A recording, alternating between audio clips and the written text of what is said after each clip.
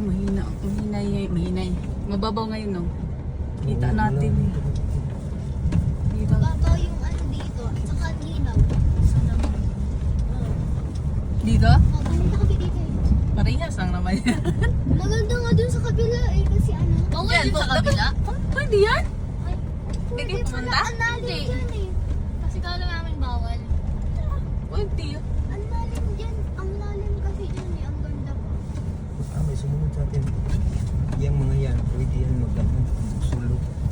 Everest na.